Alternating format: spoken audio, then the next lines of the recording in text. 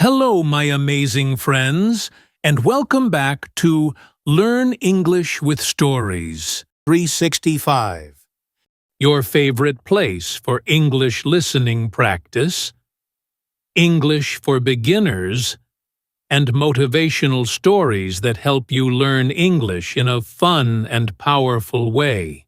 Today, I have something truly special for you. A story that is not just about fashion, not just about business, but about survival, about pain, and about one boy's unstoppable dream. This is the true story of a boy who was so poor, he didn't even have a blanket to sleep with.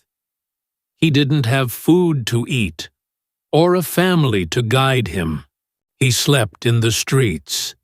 He walked for 2 years, over 470 kilometers, with no money, no map, and no one to call for help. That boy, his name was Louis Vuitton.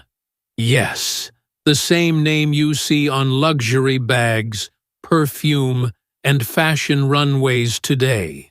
But before the fame, before the billions, Louis was just a lost boy, cold and alone, carrying only one thing: a dream so strong that even hunger, storms, and failure could not stop him. Now I want you to imagine this. Really imagine it. What would you do if you had to sleep in an empty cart by the road? Could you walk for months with no shoes, no food, and no idea where your journey ends? Would you keep going? Today's story will make you think. It will make you feel. And most of all, it will help you improve your English.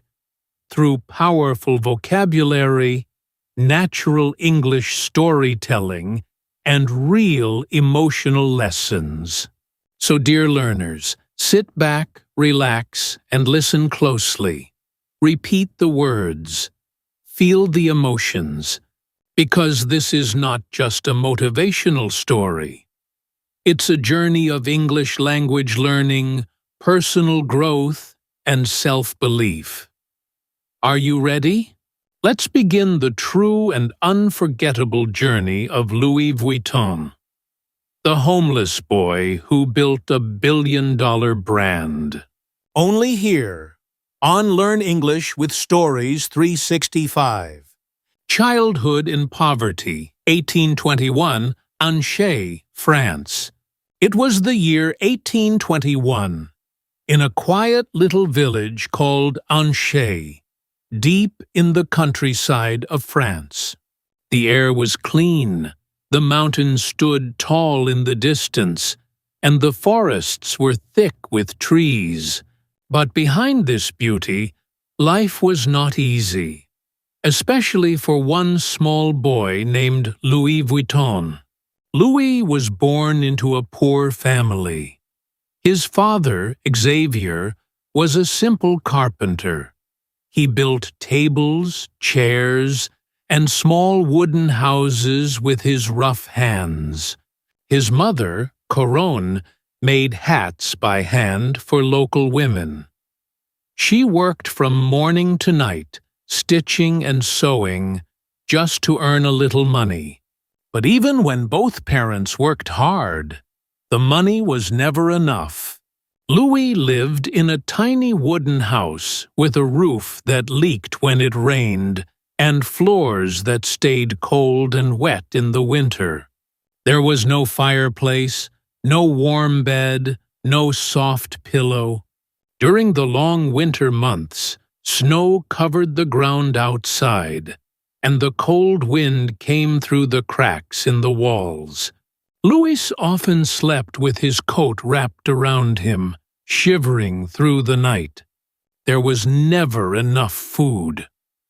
Sometimes his mother would give him her portion of bread and say, "I'm not hungry today." but Louis knew she was. She just wanted him to eat. Still, his stomach was often empty.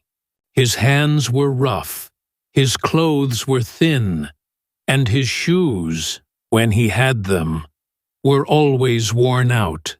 But do you know what was even harder than the cold and hunger? Louis had no toys, no books, no school like the rich children in the nearby towns. Instead, every day, from sunrise to sunset, he helped his father carry wood, hammer nails, and clean sawdust from the floor. His life was full of hard work and no play. Now pause for a moment and imagine this. Can you imagine growing up with no school, no games, and no warm food at night? Could you carry heavy wood on your back at the age of 6? Most children today can't imagine that kind of life. But for Louis, it was normal. It was all he knew. But here's the amazing part. Even though Louis had nothing, he still had something powerful inside him. A dream. A fire in his heart. A quiet voice that said, "Life can be better. There is more out there than this." Sometimes, Louis would sit by the side of the road near his village. Travelers passed by, riding in carriages, wearing fine clothes. They carried large wooden trunks tied to the backs of their carriages. Louis would watch with wide eyes. "Where are they going?" he would whisper to himself. "Who made those beautiful trunks? What's beyond the forest? Beyond the mountains?" His heart ached with curiosity. He wanted to see the world. He wanted to know more. Even though he had never left his village, his imagination traveled far. Louis's parents didn't talk much about dreams. They were too busy surviving. But Louis? He dreamed every day. He dreamed of Paris, the great city. He dreamed of being someone important, not rich, not famous, just someone who mattered. But dreaming wasn't easy. Life didn't give him time for daydreams, and soon tragedy came knocking. Tragedy strikes. The loss of his mother. Louis was only 10 years old when everything in his world changed. His mother, Coronne, had always been the heart of the home. She didn't just make hats for women in the village. She made life bearable. She made sure Louis had bread, even if she had none. She smiled even when her fingers were tired from sewing. She whispered bedtime stories even when her body ached from working all day. She was love, safety, and warmth in a world that offered none of those things. But one winter, she became very sick. At first, it was just coughing. Then came the fever. And then, she couldn't get out of bed. There were no hospitals in the village, no doctors, no medicine, only silence, cold nights, and the growing fear in Louis's young heart. He brought her water. He tried to feed her soup. He wiped the sweat from her forehead with a piece of cloth. But nothing helped. Her breathing got heavier. Her voice became faint. Louis sat beside her, holding her hand, whispering, "Please get better, Mama. Please." But deep down, he knew. One morning, Before the sun had fully risen, her hand became cold in his. Her eyes closed. Her breath stopped. She was gone. Just like that, Louis's world broke into pieces. He didn't cry. He didn't scream. He just stared at her face, frozen in silence. The pain was too big to fit inside his small body. Can you imagine it, my dear friend? Can you imagine being 10 years old and watching the person you love most disappear forever? No goodbyes, no help, just silence. Louis stood by her grave as the village priest said words he didn't understand. He couldn't feel the snow on his shoes or the wind on his face. All he felt was emptiness. When they returned home, the house felt colder than ever. His father, Xavier, was crushed by grief. He stopped speaking much. He stopped building furniture. He barely looked at Louis anymore. The light in his eyes had vanished with Coron. Now Louis had to do everything. Chop wood, fetch water, fix the roof when it leaked, make his own meals. He was just a boy. But life no longer cared. The days turned into weeks. The house was always quiet. The food was always less. And Louis, he felt like a ghost in his own home. But one night, as he lay on the wooden floor trying to fall asleep, something rose inside him. A feeling, a decision. He whispered to himself, "I can't stay here forever. I have to leave. I have to find something more." He remembered the trunks, the travelers, the strong horses carrying people far away. He remembered the smell of perfume from passing carriages, the golden buttons on the travelers' coats, the sound of wheels turning on stone roads. That world, it was out there, somewhere. Louis didn't know what he would do or how he would survive, but he knew one thing with all his heart. He couldn't stay where dreams came to die.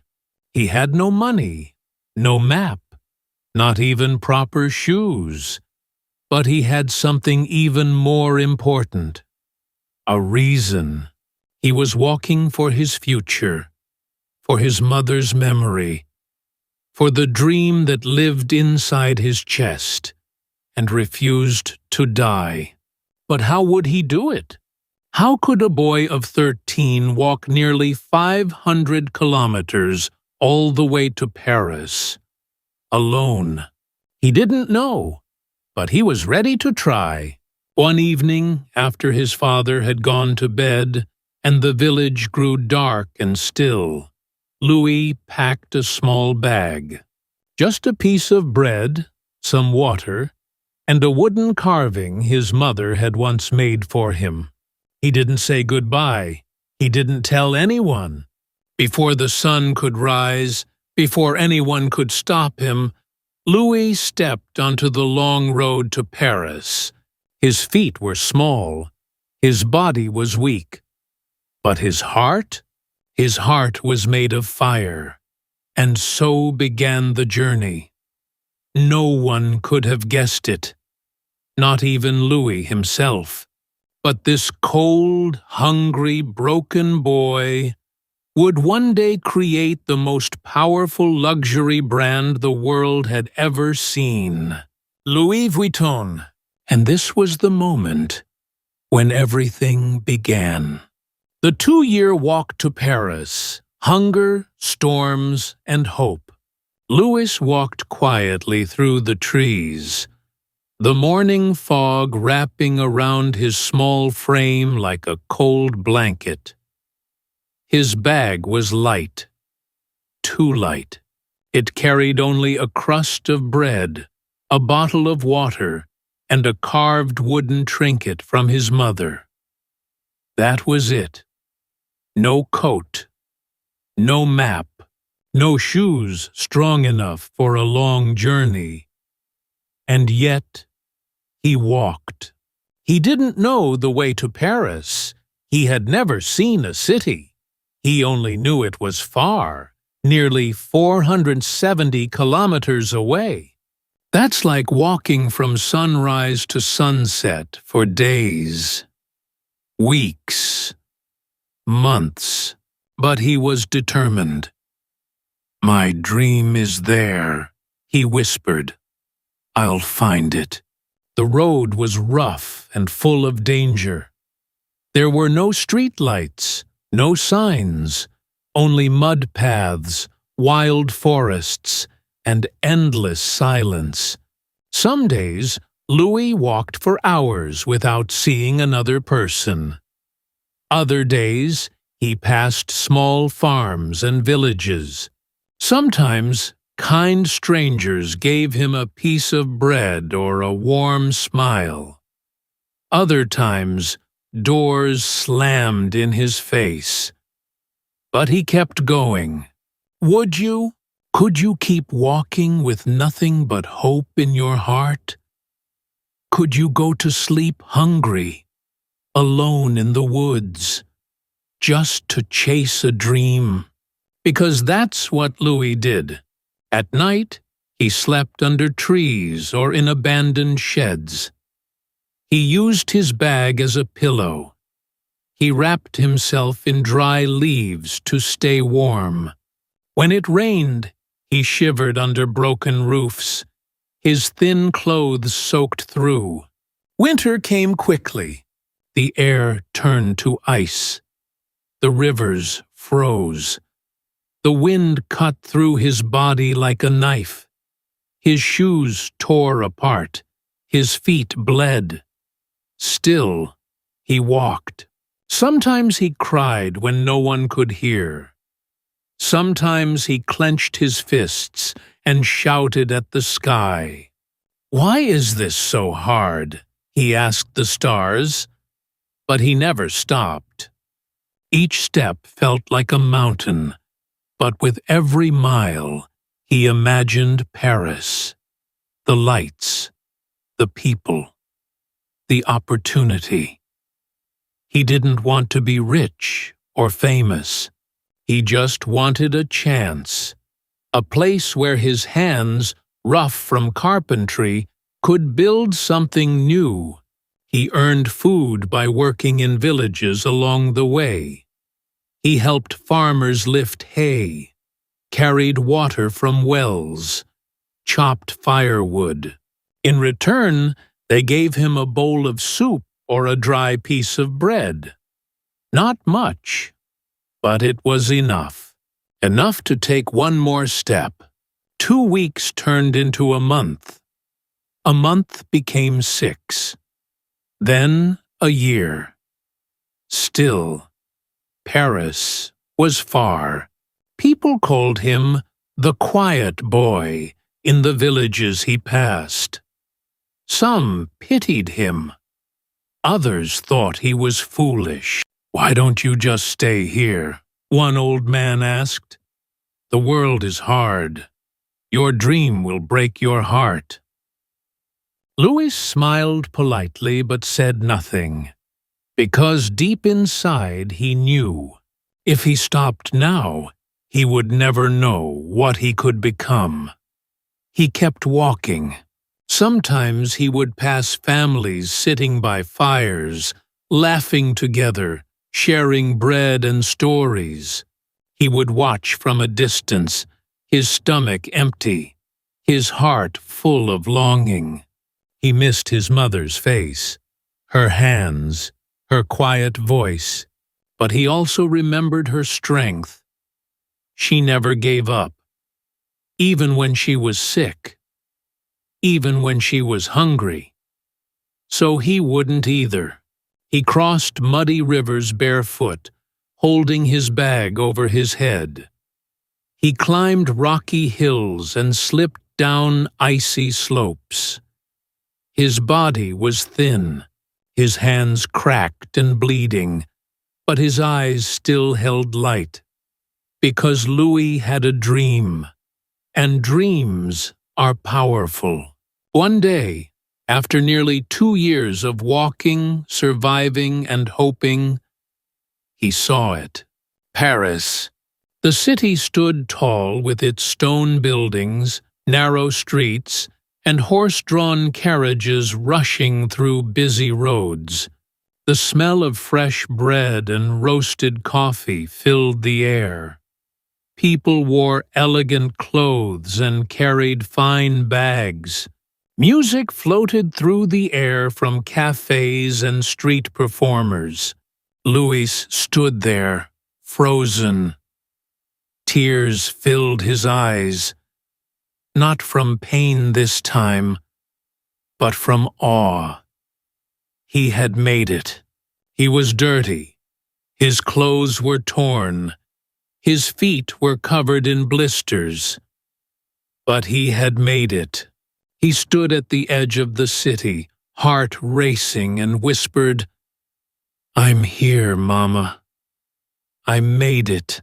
But Paris was not waiting for him with open arms. That would be a different kind of struggle. Still, for that moment, Louis allowed himself to breathe, to believe, to feel proud, because he had walked over 470 kilometers, alone, hungry, cold, and afraid, but never defeated. So now, dear listener, I ask you, would you keep going after 1 week, after 1 month, after a whole year? Could you still believe in your dream after sleeping under trees and begging for bread? Would you still walk, step by step, with nothing but faith in your heart? Because he did, and now the next chapter of his life was about to begin. The streets of Paris were full of danger, but they were also full of opportunity. Louis had survived the walk. Now he had to survive the city and build the future he had dreamed of for so long. Arriving in Paris, a cruel welcome. When Louis finally reached Paris, his legs were shaking, his shoes were falling apart, and his stomach had not felt full in months. But his eyes were wide with wonder. He had dreamed of this moment for 2 years. Paris, the city of light.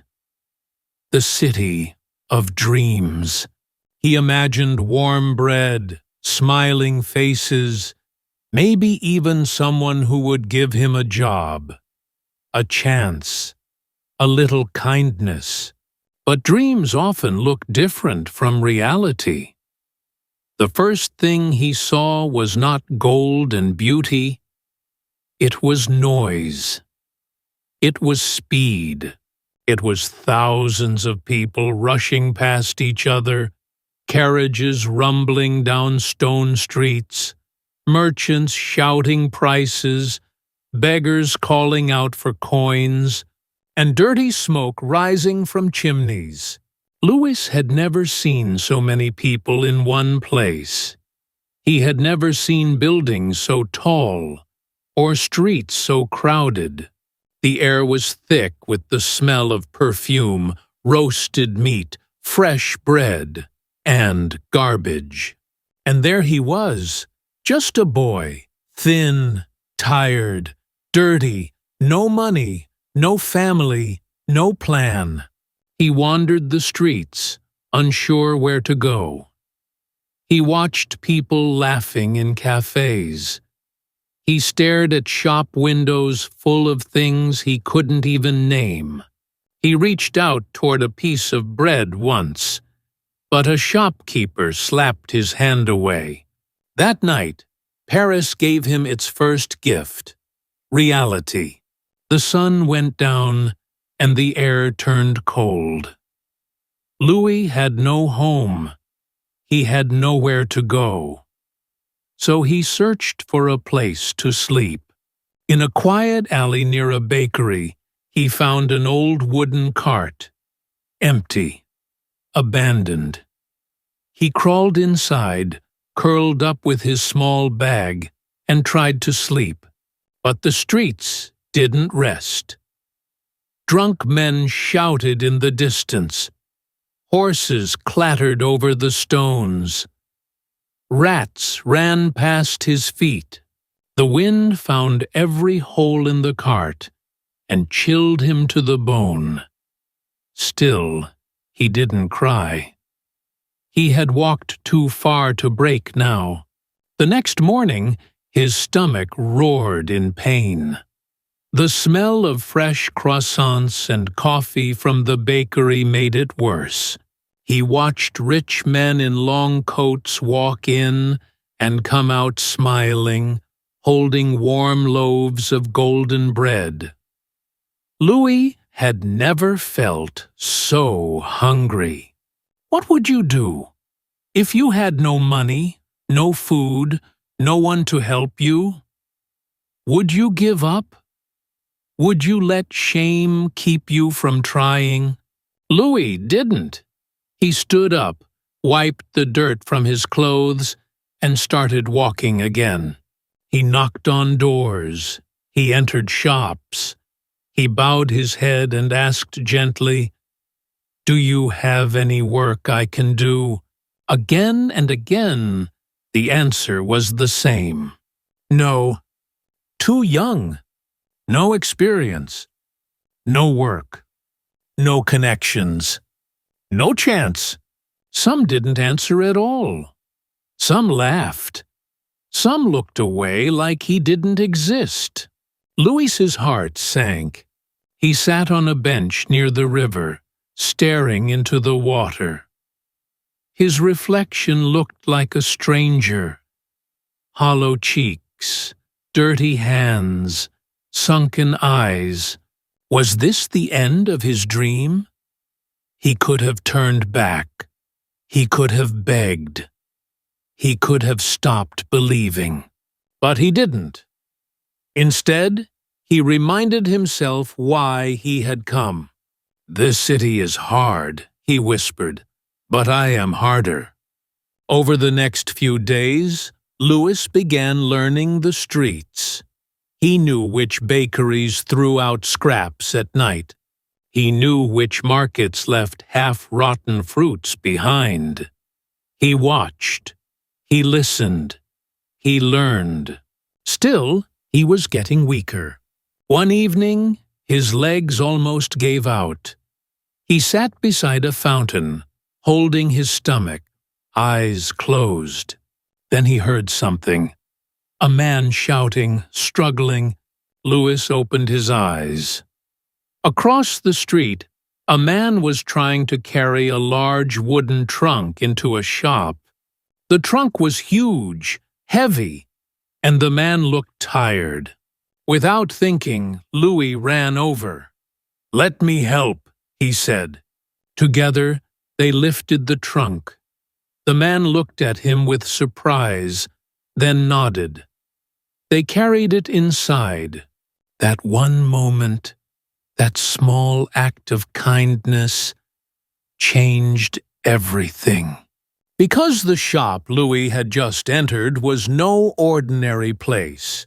It was a trunk-making workshop, one of the finest in all of Paris. Inside, the walls were lined with trunks of every size. Some were covered in fine leather. Others had brass locks and golden initials. Louis stared in wonder. He had never seen anything so beautiful. The shop owner, Monsieur Maréchal, watched him closely. "You're strong for a boy your size," he said. "What's your name?" "Louis Vuitton," he replied. "What do you want?" Louis stood tall. "I want to work." Marechal raised an eyebrow.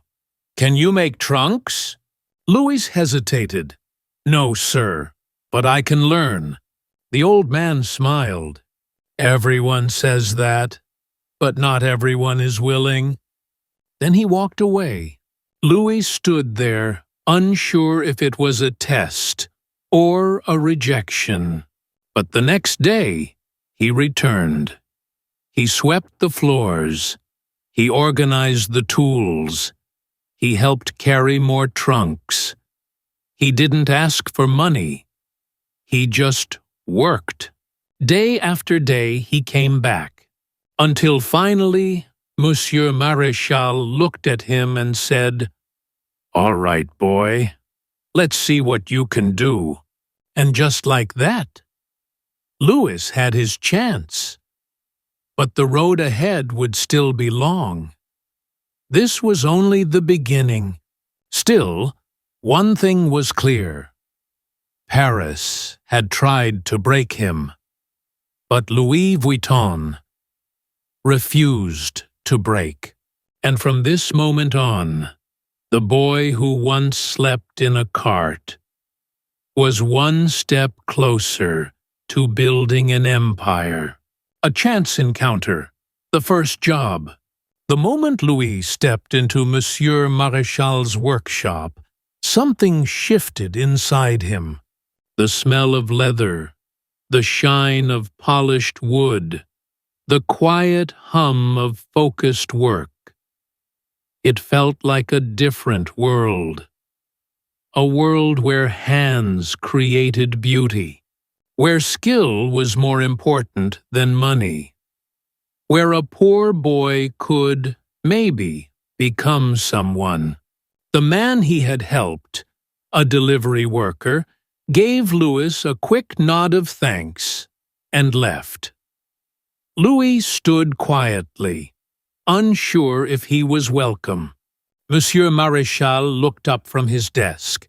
He was an older man with silver hair, sharp eyes, and the kind of voice that didn't need to be loud to be respected. "You again," he said. "Still here?" "Yes, sir," Louis replied, standing up straighter. "I want to work, please." Marechal narrowed his eyes. "What do you know about trunks?" "Nothing, but I can learn. I'm strong.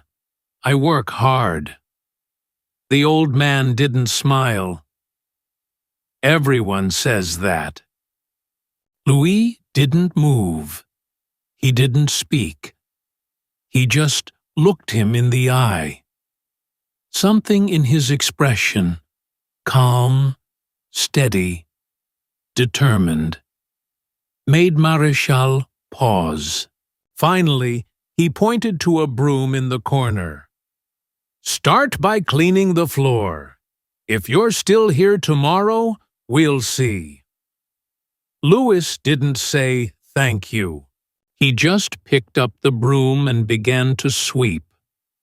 Sawdust, leather scraps, mud from workers' boots.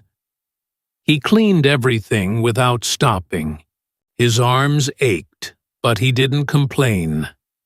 Because for the first time since arriving in Paris, someone had said yes. The next day, he came back, and the next, he helped where he could, polishing trunks, fetching tools, organizing supplies.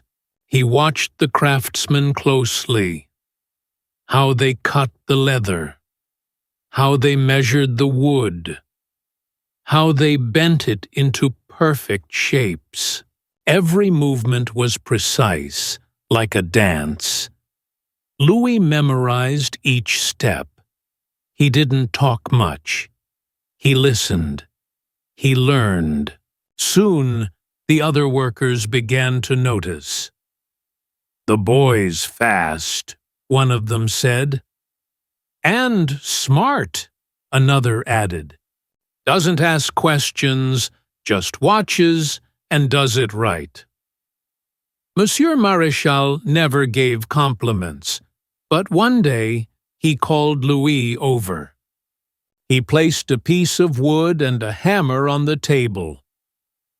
"Show me what you can do," he said. Louis's hands shook a little, but he breathed slowly and got to work. He didn't rush. He didn't panic. He remembered what he had seen. He copied it carefully, shaping the wood, smoothing the edges, checking the measurements. When he finished, Maréchal inspected the work in silence. Then he nodded. "Not bad. Keep going." And just like that, Louis was no longer just the boy who swept the floor. He was now an apprentice. The hours were long. The work was hard. His fingers became rough and calloused. His arms ached from hammering. His back hurt from bending over. But he was happy.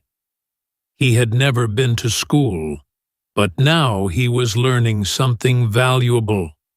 A skill, a craft, a way to build his future. And every day he grew better. The workshop was busy. Customers came from all over Paris. Rich travelers, noble families, businessmen. They wanted strong, beautiful trunks to carry their clothes, books, perfumes, and memories. They didn't know Louis's name, but they noticed the quality of his work. He took pride in every detail. The smooth finish of the wood, the shine of the brass, the tight stitching on the leather. If something wasn't perfect, he would start again. Because Louis knew something important. Your work is your voice, even when no one listens. Over time, Monsieur Maréchal began trusting him with bigger tasks. Then came something unexpected. One afternoon, a woman entered the shop. She wore a deep blue dress and carried herself like royalty.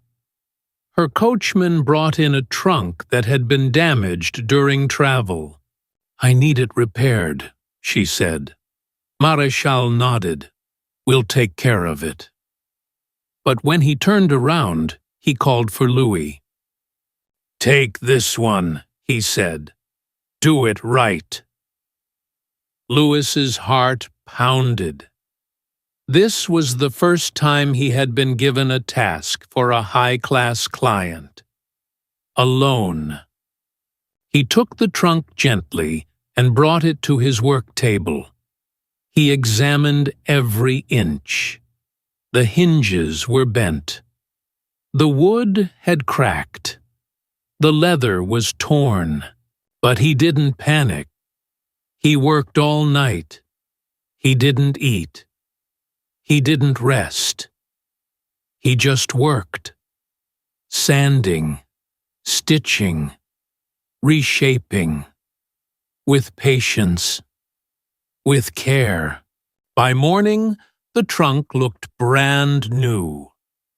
When the woman returned and saw the result, her eyes widened. "Who did this?" she asked. Maréchal pointed.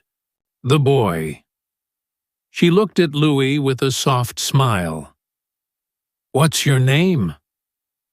He stood tall. "Louis. Louis Vuitton." That was the first time his name was spoken with admiration in Paris. Word began to spread. More clients requested repairs from the boy. Some even asked if he could build custom trunks. And so, step by step, Louis's hands, once tired from carrying wood for his father, now shaped the finest travel trunks in the city. But it wasn't just about trunks. Louis had something more: vision. He saw how heavy and boxy the old trunks were, how hard they were to stack, how they let in water and dust during long journeys. He began sketching new designs, flatter, lighter, more elegant. He dreamed of trunks that didn't just carry clothes, but carried status, style, identity. He didn't just want to make trunks. He wanted to change how people traveled. But he knew he had to earn it. So he kept working, day after day, year after year.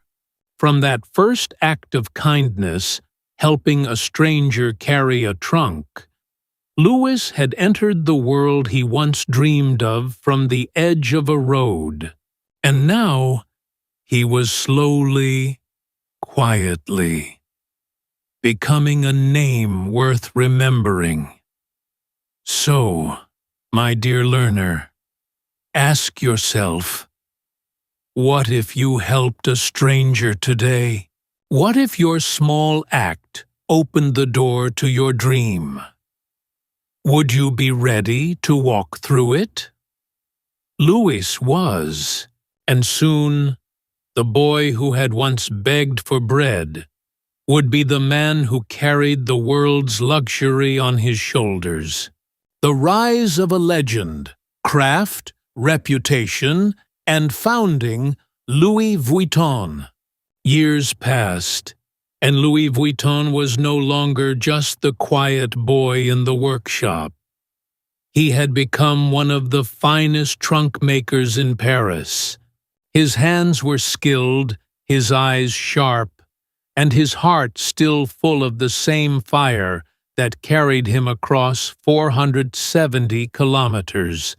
But Louis wasn't satisfied with just making trunks. He had ideas, new ideas, ideas that would change everything. At that time, most trunks were big, bulky, and had rounded tops. They looked beautiful, yes, but they had one major problem. They couldn't be stacked. Travelers struggled with them during long journeys. The shape made transport harder, and most of the trunks weren't waterproof. If it rained, your clothes inside would be soaked. Louis saw these problems, and he thought, why not solve them? He began designing a new kind of trunk, one with a flat top so it could be stacked easily, one with lightweight, waterproof materials to keep belongings safe, one that wasn't just strong, but stylish. People laughed at first. A flat trunk? That'll never work.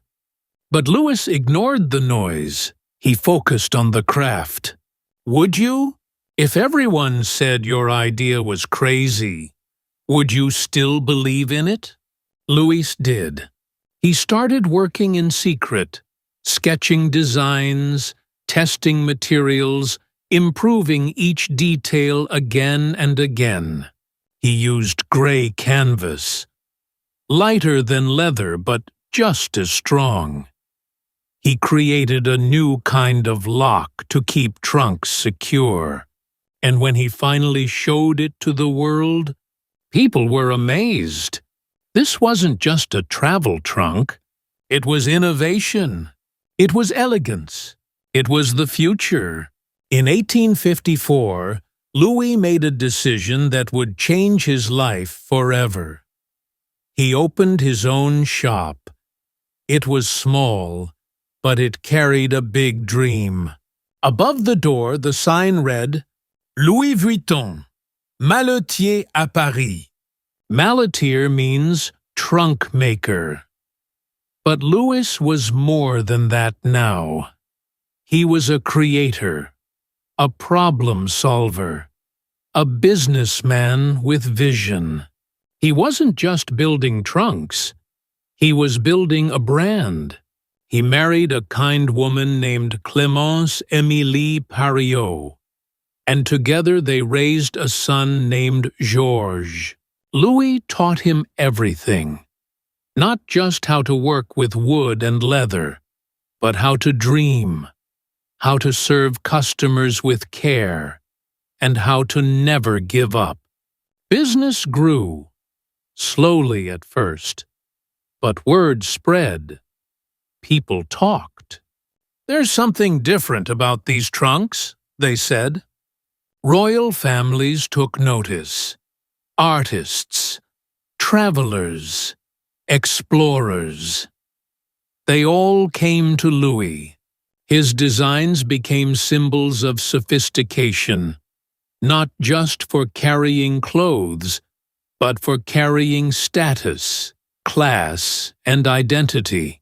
He created a line of custom trunks for dresses, hats, shoes, even for tea sets. Each one was made with love and precision. No two were exactly the same. Clients weren't just buying a product. They were buying a piece of Louis's story, a piece of his journey. Imagine that. From sleeping under trees and begging for food, to serving queens and kings, all because he never gave up. But the journey wasn't without challenges. In 1871, war broke out. Paris was attacked. Shops were destroyed. People fled. Louis lost everything. His workshop, his tools, his home. But do you know what he didn't lose? Hope. Once the war ended, Louis returned to Paris. He rebuilt his shop. He started again. From nothing. And people returned. Because they remembered his name. They remembered his quality. They remembered his heart. By the time he was in his 50s, Louis Vuitton had become more than a man. He had become a legend.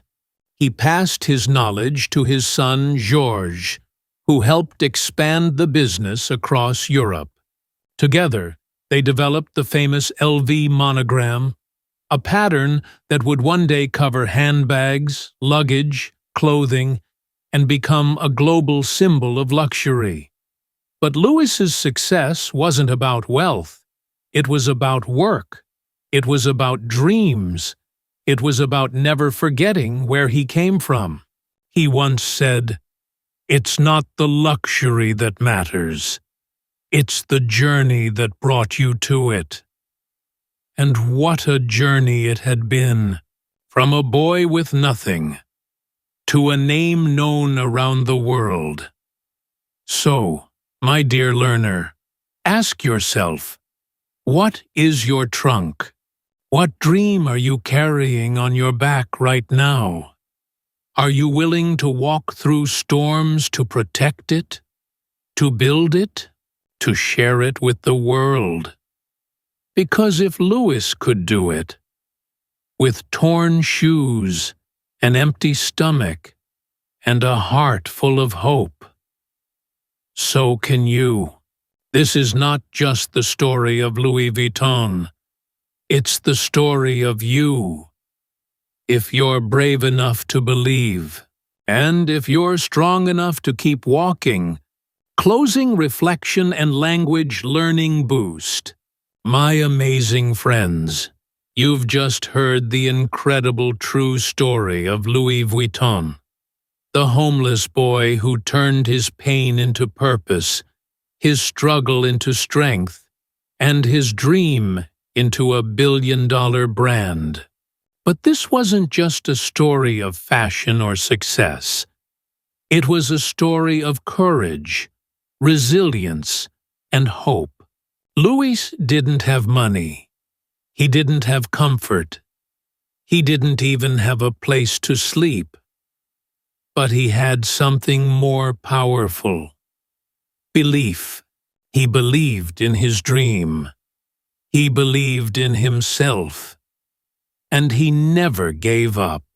Now I want to ask you, dear learner, what dream are you holding in your heart?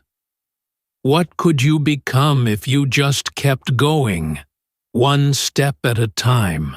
As you listened to this story, you practiced English listening, improved vocabulary, and learned the power of simple words used with emotion. This is how you improve your English naturally. Through stories, through meaning, through feeling. Keep listening. Keep learning, keep believing in yourself, and remember, every time you understand one more sentence in English, you are one step closer to your goal.